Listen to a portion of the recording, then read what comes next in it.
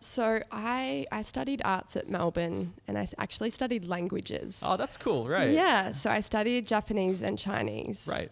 And a lot of people going through their arts degree, I think at the end of my second year, I kind of, obviously being a curious soul, loved the learning, but I was questioning my path and where I was going to go. Okay. And so I thought a great alignment to languages would be business. And so that's where I explored an internship at Deloitte. Sure. And my eyes opened up to what life could be like if I combined my passion with languages and business. Yep. I also socially loved the internship. Okay. And to be honest, upon reflection, one of the highlights was Friday night drinks. Right. So I ended up being offered a graduate position at the end of my second year. And I ended up taking it because I thought that was going to be my chosen path. Sure. In the corporate world. And then I ended up overloading because I had to learn accounting. Yeah. So I essentially got a graduate job in accounting and I hadn't learned accounting. That's so strange, right? Okay. Way to sell myself. But anyway, It's complete 360 from like languages to math and accounting. I know. But once again, it provided me with a great foundation for where I am today. Sure, yeah. So I do believe like you go through life and everything happens for a reason. And I was meant to learn and explore that part of my life. But at the end of third year, I really got maybe the corporate world wasn't for me. Sure. Being that rebellious soul. Yep. And so over my summer break, before I made the decision to not go to Deloitte, I decided to do an internship in marketing with a drinks company called Cappy Sparkling. Yeah. So at the time, there were only, I think, about 4 staff members. Oh, wow. Yeah. So super early days. Super early days. And yeah, I think what held me in good stead is I obviously also didn't study marketing. Right. But just curious to learn, was always willing to ask a question. And I was lucky enough that the founder of Cappy Sparkling saw something in me. Yeah. And so was lucky enough to secure a marketing assistant role and said to Deloitte, thank you for the opportunity. But I decided to rock the startup world. Sure. And I also just saw it as an incredible opportunity at inception of, it was essentially inception of Cappy and the brand, and to really be hands-on, building everything from A to Z. Yeah. A lot of people know Cappy as a really large drinks brand these days. And the fact that you were one of the first team members in, that must have been quite an experience for you. And did it set you up for what you would later experience in Mingle? And what were some of the key learnings that you've received during your time in Cappy? Yeah. So I will be forever grateful for the founder of Cappy just believing in me and giving me the opportunity to be honest, learn pretty much everything that I know and that I've instilled in Mingle has really been attributed to my experience at Cappy. So I learned labeling, packaging, branding, product development, logistics, sales. I was lucky to go to retailer meetings. I was lucky enough to go to Paris for an incredible advertising campaign. Sure. Also export. So I was lucky enough to go to Shanghai and develop a strategy for China. Yep. Did your background in Chinese help with that? Yeah. It's connecting the dots in hindsight. It actually did, yeah. That's amazing. I know. I now apologize to mum and dad. I'd say I'm currently not using my Chinese other than sometimes on Friday nights at Chinatown ordering dumplings. But China and Japan are huge startup economies. Yes. So you've actually set yourself up really, really well for tapping into funding and large markets as well. Yeah. I think it will definitely help with the future of Mingle as well. Yeah. But yeah, with Cappy, I just honestly learned how to operate and run a business and also develop a premium brand. So the founder of Cappy had incredible insights of where he wanted to take the brand and shake things up in a category that was dominated by mass market brands and drive premiumization. And essentially that's what I'm trying to do in Mingle, is challenge these mass market brands with a new offering that's not just selling a commodity. I mean, at the end of the day, Cappy are just selling carbonated drinks, but it's the brand and it's the aspirational feel that people have when they hold a Cappy bottle or hold a Mingle bottle that is driving that perceived value. Sure. Yeah, it's the different. You can feel the difference in the philosophy of the company, what it stands for, and just we have Cappy here for our Friday night drinks as well. There you go. It certainly doesn't feel like one of the big brands like a Coke or something. You know that a Cappy is an upstart, but you also know that it's synonymous with quality, and I presume that's where you're hitting with Mingle as well. Yeah, certainly. Yeah, exactly what I learned from Cappy is having integrity with the product as well.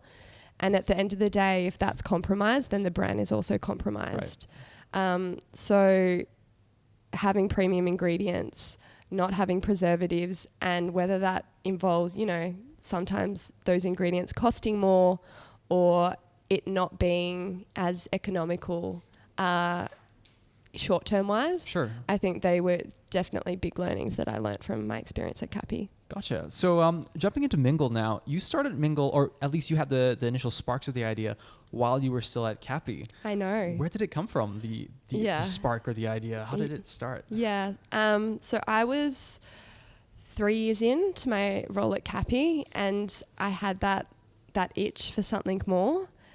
And it honestly started one Sunday afternoon when I was getting my meals prepped for the week.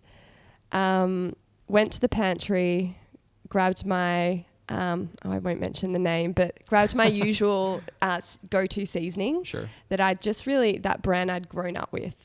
And I think I'd never thought twice of why I consumed that product just because it was in the pantry and that's what Mum used. And because of my role at Cappy, I really did become more conscious of what was in products and looking and turning whatever I was consuming around, checking out what was actually in the product. And that particular day, I was like, you know what, this seasoning tastes so great, but what's actually in it? And much to my surprise, I started to see, different flours, sugars, high amounts of salt, and certain ingredients I couldn't even pronounce, to be honest. And in that moment, I just thought, I don't trust what I'm consuming. And I saw a gap in the market, and that's kind of where I explored developing some seasonings myself. Yep, amazing. And we've interviewed a few people on the podcast now who have built software companies, and with software companies, all you need to do to start is just write a couple lines of code, and off you go, right? Yeah. It's obviously very different for the industry that you're in. Yeah. How did you get your start? What were the early days of Mingle like? It's so different from what you see in a software company. Yeah, it was like my poor neighbors thought I may have been trafficking drugs because it was like Breaking Bad style with the mask around my face and the paprika or the cumin like on my shoulder. Yep. So honestly, early days was I developed the blends in my kitchen. Sure. And decided that I was just going to launch an online store, an Instagram account, and test the waters. Right. And so developed, and probably only for a week or two, developed the blends in my kitchen and just fulfilled the orders from there. And then that kind of got out of hand and then moved to a commercial kitchen, and then probably 3 or 4 months later moved to a manufacturing facility. Right, okay. And you don't have a background in food except for your time at Cappy. Yeah. So where does the inspiration for the flavors and the mixes, where did it all come from? Yeah. Well, I might take one step back. So the reason why I love seasonings is honestly based on convenience. So I was a working professional that didn't have a lot of time, but was looking for something that was super flavoursome and had a bold punch. And paprika just wasn't doing it for me. Right. Like a single spice just wasn't doing it for me. So I was looking for a flavoursome blend. Okay. And then for me, what I wanted to create with Mingle was a diversified offering that I could use every day.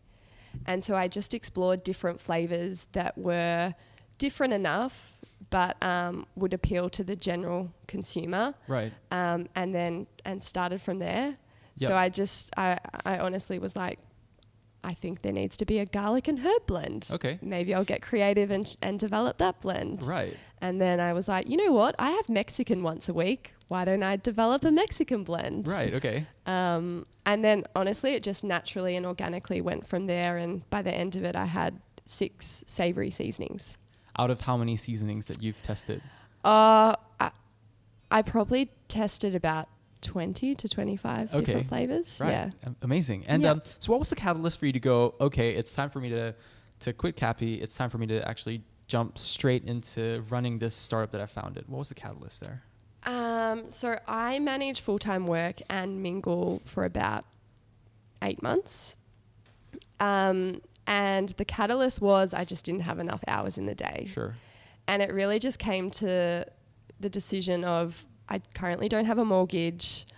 I decided to move back home. Right. In terms of mitigating risk, like there essentially wasn't much to put on the line. Okay. And I thought it's now or never. There's a gap in the category.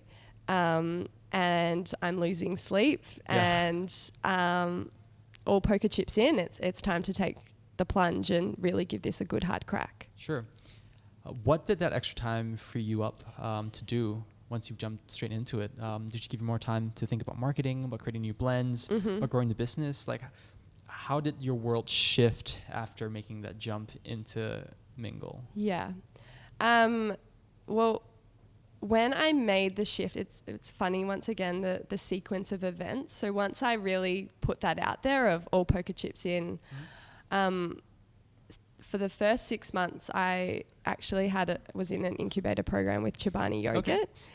But it was the perfect timing because I essentially had a very well-oiled online business that was selling seasonings. Right. But where I wanted to take it was to become a food retail brand. Yep. And what that looked like, obviously with my experience of Cappy, I had some knowledge, but for the first 6 months in the Chobani program, I really learnt a lot more about scaling, manufacturing, working with retailers. And that really did hold me in good steads. Sure. So it was a lot of learning and development, to be honest, rather than straight in business growth. Okay. And how did you find out about the Chobani Accelerator? What was the process of actually being part of the accelerator? And what was the accelerator like? They actually, which is, I guess a true reflection of Chobani, they actually approached me. Oh, wow. That's amazing. Yeah. And they were like, so they approached about 20 different food businesses and took them all out for dinner. And said, hey, we're looking at developing an incubator program. Yep. If you were applying for the program, what would you want? And really, they developed the program for the entrepreneurs and what we were all looking for and what the industry was looking for. And for me, as a single founder, the business journey before the Chobani program was quite a lonely one. Okay. And I have always been fiercely independent. Sure. And what I initially learnt from the Chobani program was there were other food entrepreneurs out there, and if we could all scratch each other's back, how business and life could be better. Right. And so one of the biggest learnings is I now just have like 5 other dear friends that I'll be friends with for life. Yeah. That are going about, the same challenges, and just knowing that at any point I can pick up the phone and ask, how'd you go with Woolworths? Or I'm doing this pricing matrix. Like, do you have a template? I think that was one of the biggest things I took away from that program. Sure, yeah. And then further to that, Chobani's just a huge company that I, hope Mingle can be one day. Just the founder has an incredible story, the way he treats his employees and gives them even, I think after 3 years, they've got like a equity scheme with employees. Just the way he operates his business, regardless of how big they are, they still treat it like a family culture. Sure, yeah. I was definitely inspired by that. And honestly, manufacturing, how to shake things up in a category. I mean, Chobani came in to the yogurt category at a time where I think Greek yogurt was only about 5% of the yogurt category. Okay. And now it's about 60% Greek yogurt. In large part fueled by Chobani itself. Correct. Yeah. So they really, with, just a quality natural product, really drove innovation into that category. And it opened my eyes to see what was possible in the spice category. Sure. That's amazing. And, we spoke a bit about this before we started the podcast. After the Chobani Accelerator, you joined the Melbourne Accelerator program. And a lot of listeners on the podcast would be familiar with MAP. Some of them might have even gone through MAP themselves in the past. So what were some of the differences that you saw being part of a food accelerator and then being part of a pure startup accelerator? There must be some really interesting learnings that you've seen, and you mentioned that you've actually taken a lot more away from your time at MAP. So what are some of those learnings, I guess? I was definitely saying my experience with MAP was different to my Chobani incubator program. And I think that's obviously, being a foodie, I have certain biases towards my product and the industry.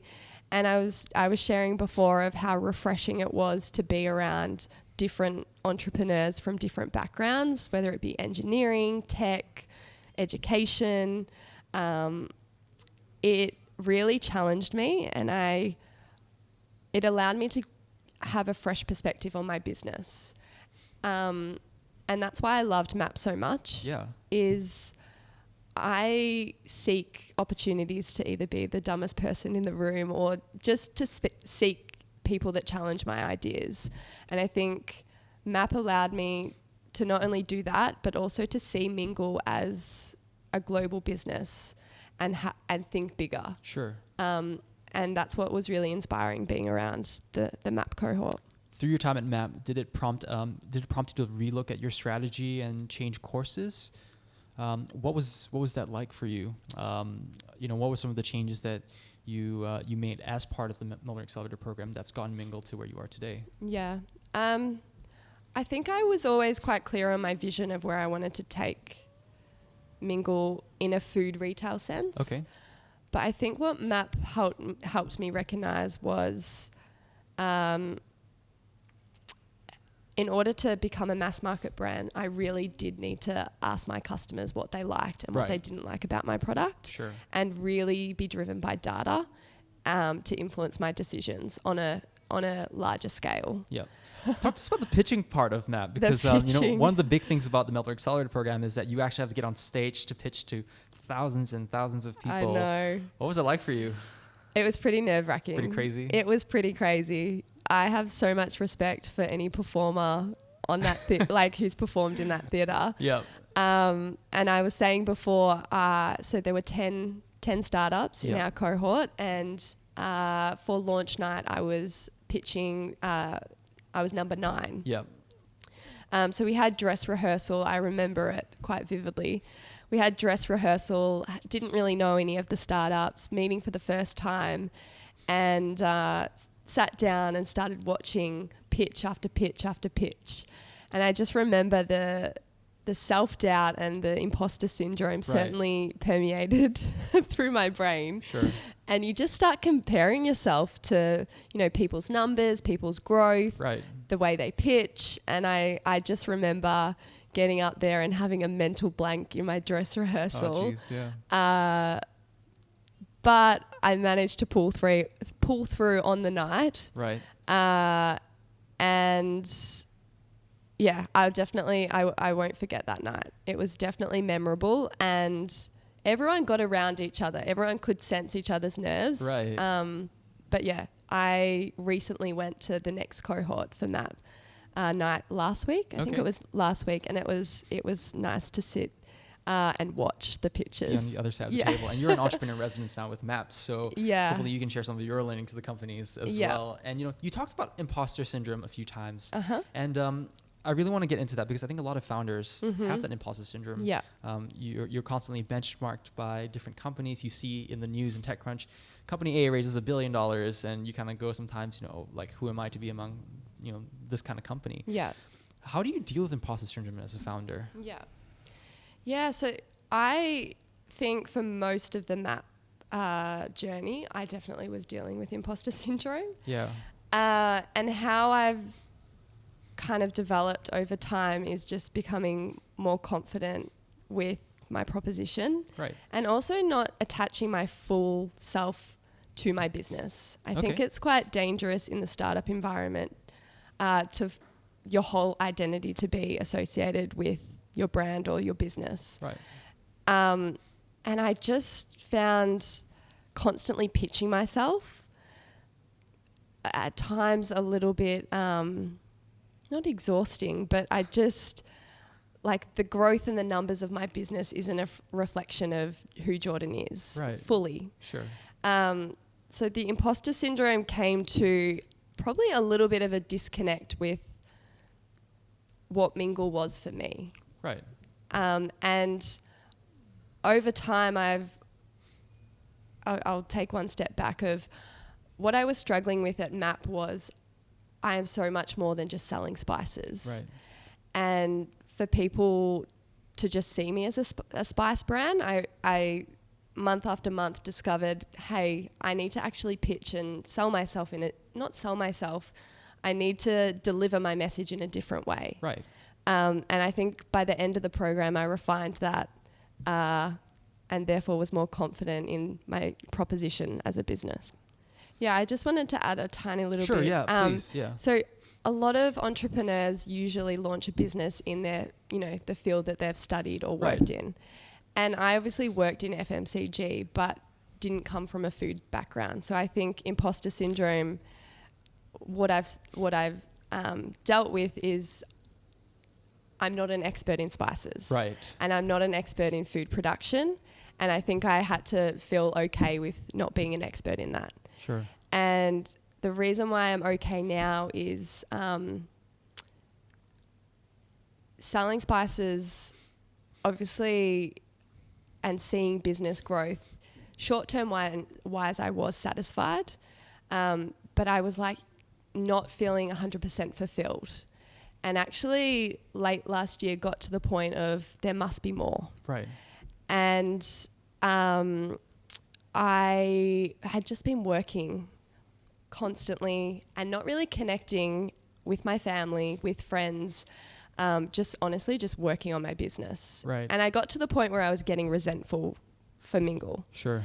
And I ended up deciding, you know what, I just need to take a step back. Right. And get back to what actually matters to me as Jordyn Evans. It sounded weird talking about myself in third person. No, that's all right. And I picked up the phone, and this was kind of a pivotal moment in my life and in my career with Mingle. Right. I picked up the phone and I called my grandma. And I said, Nan, I'm really sorry I haven't called you for 6 months. And the reality is you're not getting any younger. And I've just been really selfish. And I think as a business owner, you get quite selfish and driven by numbers, results. And I said, I really miss you. So can you come around, and I want to make you dinner, and I want to make family and friends a priority and leave the office at an appropriate time. And she was so excited. She hadn't seen me for 6 months. So she came around with a bottle of champagne. I guarantee you there's a punchline here. This is a long story. But anyway, I made her a delicious, quick and easy meal using Mingle. Of course. And she's quite a plain eater. So she thought it was awesome. And I was like, it took 15 minutes. Like, it's nothing fancy. But for her, it was her granddaughter had created something that was tasty, flavoursome, and it was new for her. Yeah. And I sat there, and similar to how I, was brought up, I turned the TV off, I left the phone away from the table, and I just sat there and connected with my nan. And maybe 10 minutes went by, and I said, this is what life's about, and this is what Mingle's about. Yeah. It's not about spices for me. Right. It's about empowering people to create in the kitchen, and then that creation being, a vehicle for people to connect. Sure. And 2 weeks after, I ended up flying to the US to go to the Chobani head office over in New York. And I arrived in LA, turned my phone on, and had found out that my grandma actually had passed away from a heart attack. I'm really sorry to hear that. Oh, thank you. As much as I was upset, in that moment, I, one, realized how precious life was, but two, I realized that now the legacy that I want to leave for Mingle is what I shared with my grandma. Right. And I'm just really grateful that I had that last memory with her, and that message and that vision now I want to bring to life of, you know, reframing the way people look at cooking. Yeah. And rather than seeing it as a chore, seeing it as an opportunity to connect. And now I'm like, it's so ironic that the name of my business is called Mingle. It's come full circle. I know. And it sounds a bit woo-woo, but I feel like Mingle chose me. Yeah. And it was all, I was meant to go through this journey of feeling like my business was quite one-dimensional and completely commercial, and it lacked that soul for me. And I am a passionate person. I am driven by wanting to create impact in this world. Right. And I now feel like seasonings right now is just the vehicle for me to have that impact. Right. Yeah. That's an incredible story. Thank you for sharing it. No worries. You know, when it's about building a spice company, you look at the spices, you kind of go, okay, I'm going to mix A and B, and that's just it. But now with this new philosophy of where you want to take the brand and the company, how has that affected the way that you're building Mingle today? What direction are you taking that's different from what you've taken in the past because of your new philosophy and your new outlook into the company? Yeah. So I realize now Mingle's not about me. Yeah. And it's not about external validation. It's about connection and collaboration. And so I had a I had a mentor that's mentored me for about a year. Sure. And I remember being in the US and picking up the phone and saying, Matt, I have realized that this is the difference I want to make, and this is the business I want to create. And I know I can't do it by myself anymore. Yep. And for 2018 for me was slogging it out, working my little butt off, but doing it alone. And that wasn't fulfilling me. And I said, I don't know what it looks like. I don't know if I, have to drive Ubers to fund this business. Right. I will do what I need to do to create the business I want. And through that conversation, he actually shared that he wanted to also come on board and be a business partner and an investor in Mingle. Yep. And had seen me over the course of 2018, fall off the bike and get back on, and then fall off the bike and get back on. And he said that resilience and that grit, and now being, connected to a why and a personal story is why I want to be part of this. That's fantastic. Yeah. Congrats. Thank you. And one of the great things about Mingle that I love so much about your company is you've got a really interesting and fun social media presence as well, and you've got a great digital presence. Yeah. What's the strategy around building that the digital presence? And we'll talk about it later on. But you eventually also moved into retail. So why start digital? And how did you first begin that process of promoting your company digitally and growing it that way? Yeah, so I think typical millennial. Okay, yeah. I just thought Instagram was the way you launched businesses back in the day. But there was some strategy. I'm not going to lie. So I obviously recognized that I couldn't compete with the mass market brands. Sure. And so I needed to use a channel where, I could win. And the rationale initially was, I don't want people to see this product as just a commodity. Okay. And how am I going to create that perceived value and also get people to promote my product? Because I don't have the advertising budget to promote this myself.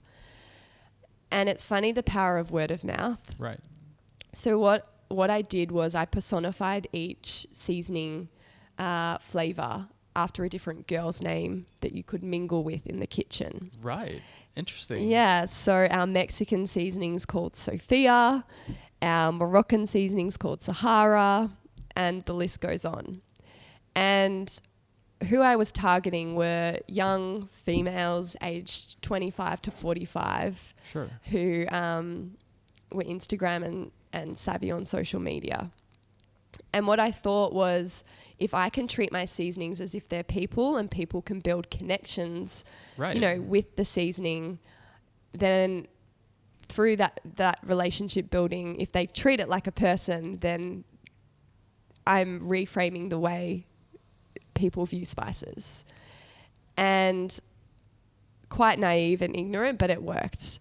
So it prompted people to want to post their creations of what they were cooking and hold the mingle bottle and say, tonight I mingled with Sammy, or tonight I mingled with Sahara. That's amazing. Yeah. And so through user generated content, it kind of snowballed, and, a brand called Mingle, and the hashtag was Let's Mingle, and it created a story more than just spices. Right. And through the power of word of mouth, it kind of, it cannibalized from there. So social media, I owe a lot to.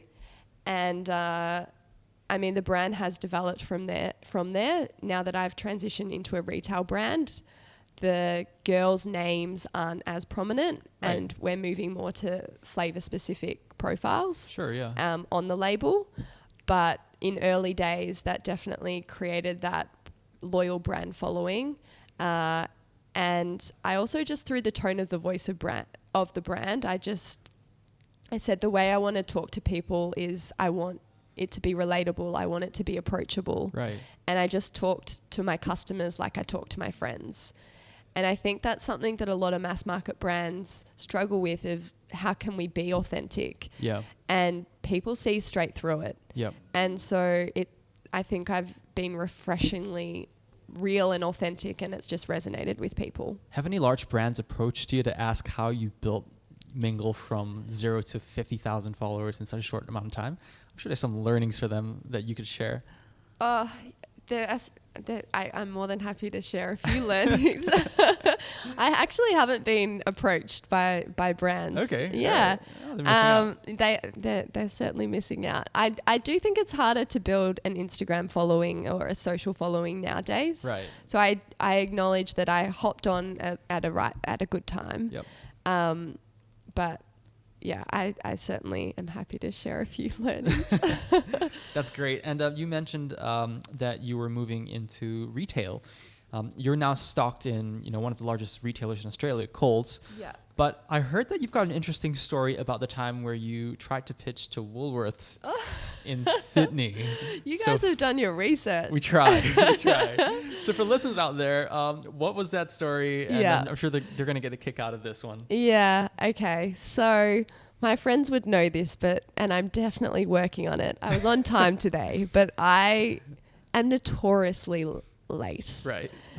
And so yes, had the opportunity to pitch to Woolworths last year around, I think it was the end of the Chobani program. Right. So Woolworths head office is up in Sydney, and Woolworths head office is in Bella Vista, which is about an hour or so out of the city. Okay.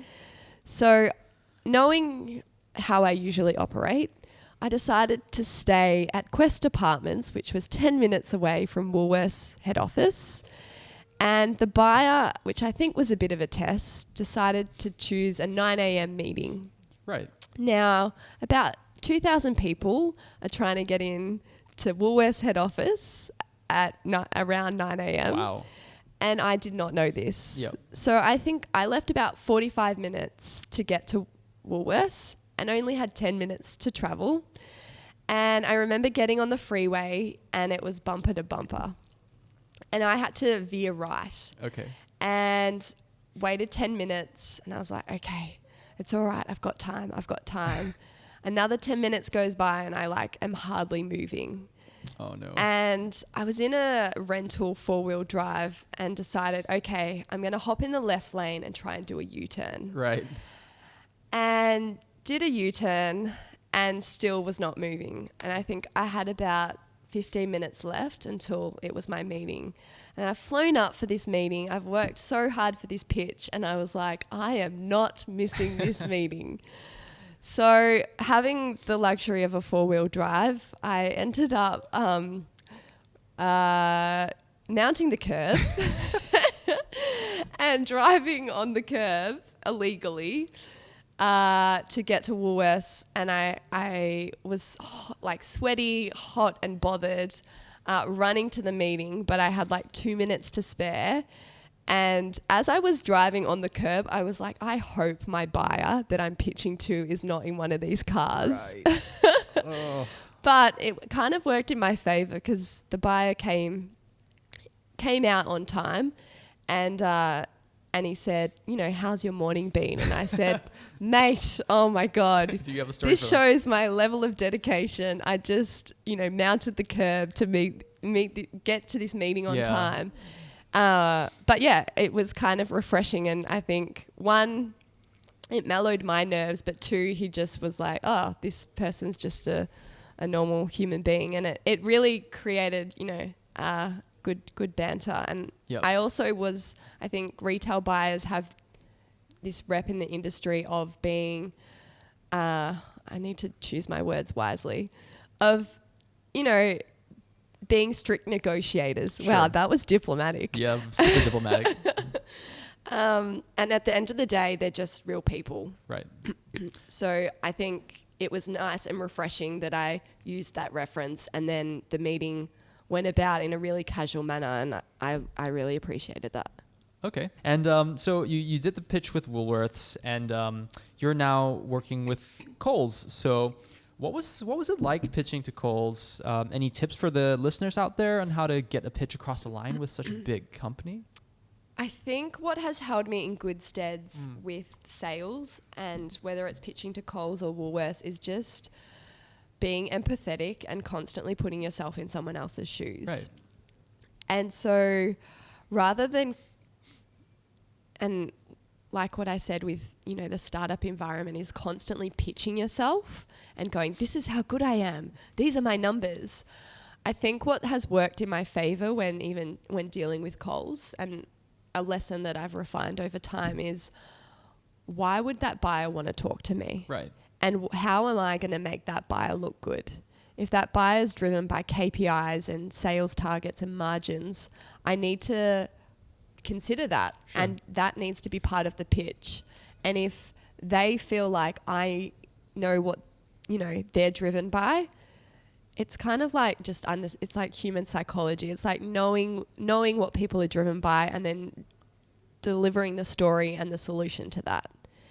And so essentially that's how I did it. Of, you know, this category lacks innovation. Sure. I'm here to shake things up. I have this social media following, and I'm going to bring new incremental shoppers into your store. Right. That will drive not only value to the spice category, but then they're going to go to the fresh food section and buy more vegetables. And, you know, I also had, I guess, the strength of having a direct to consumer relationship and having my online store is I had statistics of as well what other products people would buy through the shopping process. Sure. So using that worked in my favor, and I was just lucky enough that a buyer saw an opportunity for the category, and chose me, and I'm incredibly grateful for the opportunity. That's great. And you're not just stocked in Coles, you're also stocked in 400 stockists in Australia, in, you know, brands like Govita, Lamanna, Flannery's. Yeah. Far cry from the early days of just mixing the spices up and creating your own blends in the kitchen. What does the manufacturing process look like now from end to end? Yeah. So I have two facilities. So one's in Dandenong, and the other one is in Oakley.